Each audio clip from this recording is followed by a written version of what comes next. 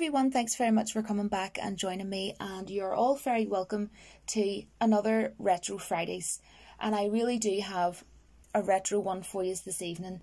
I have Gremlins. I absolutely love this movie. I've watched it from, oh my goodness knows what age, but basically I was extremely young. Like, I feel so old talking about this movie, but yeah, I watched it again this evening. I have seen it. I couldn't even tell you how many times, honestly. I used to watch it so many times when I was younger, when I probably should have been going to sleep for school.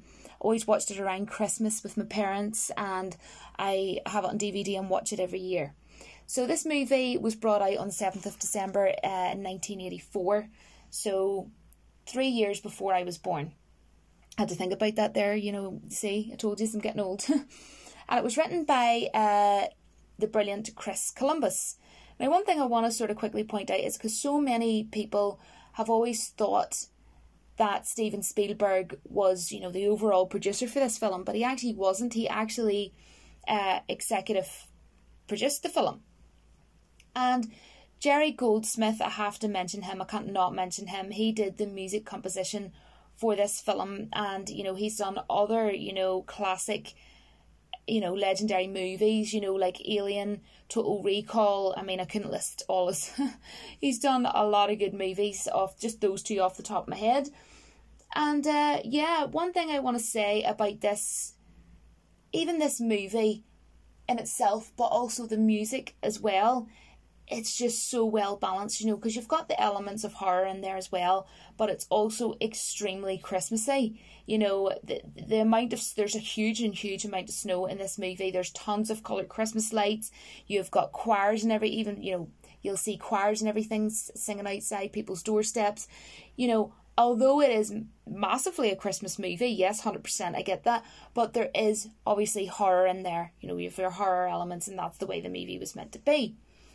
But I think they do it so well balanced, and that's the thing with Jerry Goldsmith, with his music composition, is it's very, you know, and as well, you know, as Jerry Goldsmith aside, you just have classic Christmas sort of songs in there that give you real Christmassy vibes, you know, and get you into the Christmas mood and the Christmas spirit. But with Jerry Goldsmith, how he composed the composition for this movie was, it was very sort of eerie and, you know, suspenseful, but he did it as and when it needed to be, and, you know, switched up the music to match, you know, the scenes that it was going along with. And I thought the music was really like, how would you call it, like, sometimes very funky, but still eerie and sort of, like, sometimes it just sounded like crazy, but in a good way. I hope that makes sense. I thought his music was absolutely fantastic. Now, I'm not going to go crazy into the cast, but one thing I want to say is I really want to give, you know, sorry, I mentioned to Corey Feldman. I mean, anytime I watch movies with him, and it just reminds me of, you know, nostalgia and when I was younger, the movies, you know, that I watched, you know, and gives me real sort of 80s vibes, you know, and he's pretty much, you know, I always joke and say he's in pretty much all 80s movies. You know, he's in Stand By Me. Oh my gosh, I remember first time I watched that was with my cousin, and I was super young. I can't remember what age I was. He's in so many good movies. The Lost Boys, gosh, The Goonies, The Burbs. And sorry, I forgot to mention, guys, we have, you know, other talented actors in there, of course, like Dick Miller. We had, you know, Zach Galligan playing Billy, the son, in this movie, and Phoebe Cates as she played Kate, his girlfriend. You know, them two had, you know, this lovely romance in the movie. You know, he asked her out on a date and everything, and the romance kind of went on from there, and I thought they were a great team up in the movie. So as I was saying there, sorry guys, the movie's really super Christmassy. I know what I love about it, you're going to laugh. Every time I see coloured lights, you know, really coloured lights at Christmas, it reminds me of Gremlins. And I think that's a great sort of like thing to kind of see it as, you know, that I have that sort of memory of it, and I feel really nostalgic when I sort of see coloured lights. Anyways, moving on. But you know what, though, those were the days when people, you know, put tinsel on their trees. I can remember we always put tons of tinsel on our tree, and then one day it just kind of stopped. But like now, like I don't know anybody that puts tinsel on their trees. Just saying. But Billy's dad, who always, you know, he was always obviously trying out new inventions and trying to sell stuff to people. And I want to quickly mention, you know, the like what would you call it? Like the hammer that he made that kind of moved, right? Well, I thought that was hilarious because when he quickly showed that, it always reminds me of, you know, the episode where Homer in The Simpsons has all like his own silly little inventions, and that's what that reminds me of. But pretty much because of that, you know, he was in, you know, trying to basically sell stuff, you know, as per usual, and that's of course how he ended up with the Mogwai, with Gizmo, right? And he brings it home for his son Billy, and you know, of course, what a really cool gift to get in a box for Christmas, right? I'm sure you'll all agree on that. No one's going to say no to a little Gizmo, or the like. You know, it's a great gift providing, you know, you follow the 3 rules. You firstly got, you don't feed Gizmo after midnight. You've got, like his father said, you definitely don't want to give him a bath, right? You know, so second rule is you can't get him wet. Now, I just want to say very quickly, I have a little Gizmo teddy, and I've had it for so many years that I had to give him a bath. So he's a bit cleaner now, but I just hope that I don't have a whole ton now, like batches of them running around the house somewhere. But anyways, also I wanted to really quickly show you a little clip of my dog Charlie earlier on, actually watching little Gizmo on screen, and you'll actually see, hopefully you'll be able to see my little Gizmo teddy sitting by the TV. So here we go, guys.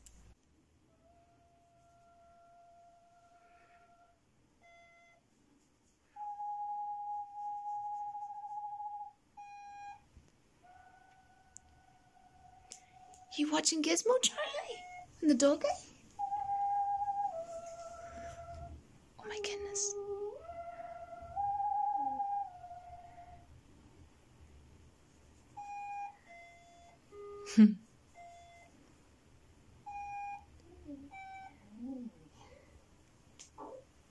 How cute is Gizmo?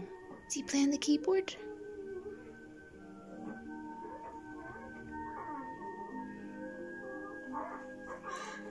Good boy, Charlie. Where's Gizmo? On to talking about the movie, guys. So carelessly, you know, it doesn't go so easy for Billy with these rules, and due to the rules not being followed, this then spawns other creatures who transform into evil gremlins, basically, right? And of course, we all know that Stripe is the main antagonist in this film. And he's the leader of the first batch. We all know that. And I thought he was absolutely fantastic. I really love his character. I think he looks super, super cool. I really do. And I think he really gives such a great edge to this movie. And one of the most adorable scenes of little Gizmo, because he's my favourite, I absolutely love little Gizmo, is when he was wearing, you know, like his little red and white little Santa hat, and he was playing on the keyboard. And then also when he was all tucked up, like snug like a bug on a rug, in the bed with the blanket wrapped around him in Billy's bed, and he was beside Billy. Now, what I really actually love about how this whole film looked visually was they'd done it in like a little small town setting. So it was kind of like It's a Wonderful Life. And of course we actually seen that referenced and also shown in this movie, Gremlins, because, you know, when Billy walked in and, you know, he was talking to his mum and everything, and, you know, he was asking if she needed any help or whatever in the kitchen. And she was watching It's a Wonderful Life in the kitchen on the TV. And this is what I love, like, about this kind of movie.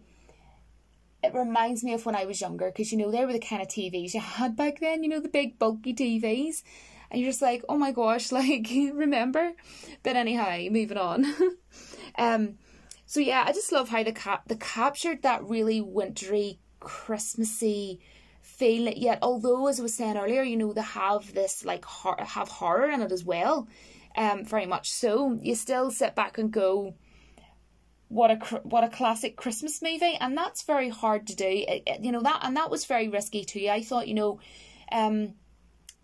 putting having like a very, very Christmas movie with horror in amongst it. You know, they could have easily had that go wrong, but they actually definitely didn't. You know, like you see things like carolers, sorry guys, singing outside people's doorsteps, and it's very Christmassy in the snow, and it's snowing and everything. You have all these beautiful lights and everything, and Christmas trees, you know, and then the next minute you've got, you know, freaking well Stripe being evil as you like.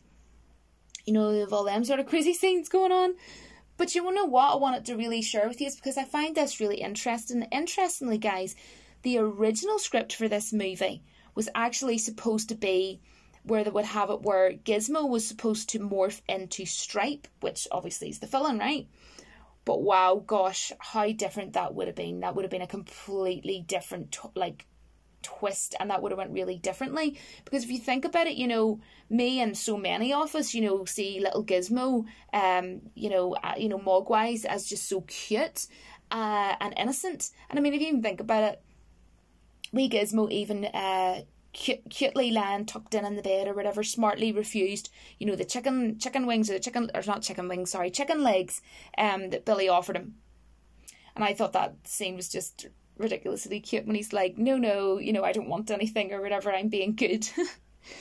And you know, this movie really goes horror towards the end, very much so, and then you get fantastic scenes like Billy's mum, you know, sitting on the staircase, and especially this scene with the Christmas tree, with his mummy and the Christmas tree, and you know, you have one of the Gremlins, and honestly this scene's absolutely nuts.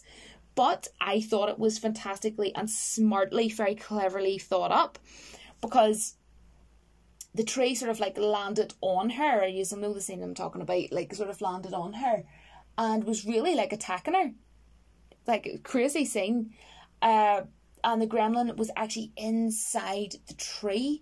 And that's what really gave the like real darkness, because yes, you had a lot of, you know, snow, you had a lot of Christmassy magical stuff going on, but then moments like that where you're inside the house and it's darker and all of like the stockings and everything are hung up in the fireplace, and then you see that scene, and it was a very dark scene, because you could actually see it from her point of view, where, you know, she was on the ground and, you know, the gremlin was just coming at her and attacking her, and you're like, wow, this is dark. You know, and even like the scene with her in the kitchen, like sticking one in like a friggin' food blender thing and one in the microwave. Oh my good days, like hilarious, absolutely hilarious. Like honestly, I can remember when I was a child, guys, I always went under the blankets at that point, and my mum was like, but Julie, I told you that if you're going to watch this, you're not to be scared. And I remember one night, me and my sister sat up and watched it, and then we didn't want to go to bed, and we wanted to sleep in my mum and dad's bed. I'll never forget that night. And my mum and dad were like, well, we did warn you. But yeah, I remember, like, it really used to scare the heck out of me. And Stripe, honestly, used to scare the heck out of me as well. So as crazy as that scene was, it seems like those were just like, wow, that they're really well done and really well thought up. So yeah. You know, and also it let us see as the audience, you know, of course, how evil these gremlins actually were. But talking back on to Gizmo, I thought it was so super sweet how Billy became so attached to Gizmo, to his little mogwai, and he was super, super protective of him as well. And I honestly think that Stripe, his character in this, was a fantastic antagonist. And not only that, he looks super, super cool as well, and funky at the same time. And I thought that was very cool to have, because you've got this sort of like funky hairdo, you know, with his white stripe sort of hair, you know, like some sort of like a rocker, you know, and looks really funky. And this was made in the 80s, like, so it all blends well in together, and it's like really cool. Now, one scene that I want to mention, and you're all going to go, that's my favourite scene. Well, not all of you, but some of you are going to be like, yes, Julie, that is a classic scene. You know, the scene where they're all in the bar where Billy's girlfriend worked, right? And it's pretty much the bar scene that I'm talking about. And the gremlins are drinking and smoking and just having a laugh. And I personally think that scene is just pure genius, the way that they done it. It's hilarious. It's very comedic. And it's one that really stands out to me when I watch the movie. It always has done. Yeah, and it cracks me up absolutely every time I watch it, because there's one of the Gremlins and they wear like a, I don't know if you'll call it this in America or wherever, but I call it a balaclava. I probably sound really silly right now, but anyways, over their head. I just think that's absolutely hilarious looking. It's just, this movie is nuts. It's mad. It's random at many occasions throughout the film, and I think that's why I really love it, because I'm as mad and random as you're going to get them.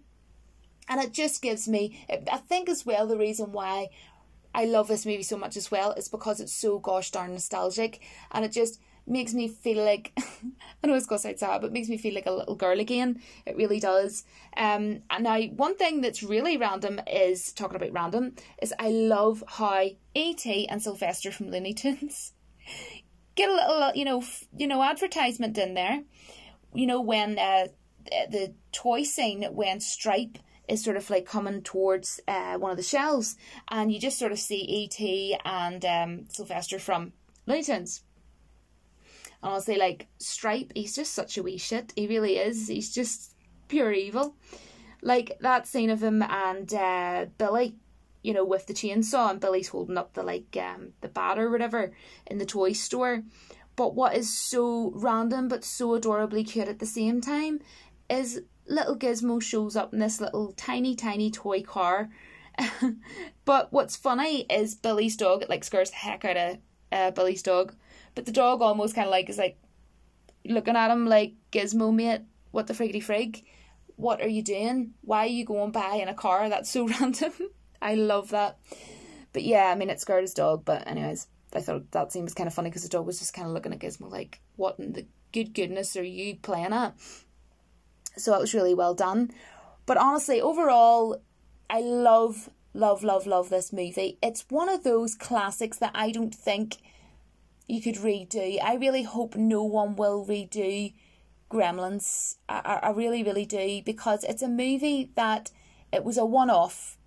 It was something special for us all, and I think for it being made back then when it was, regardless, it still stands up as a classic. Now, that's only my opinion, and not only does it still stand up as a classic, it stands up as a freaking well Christmas classic.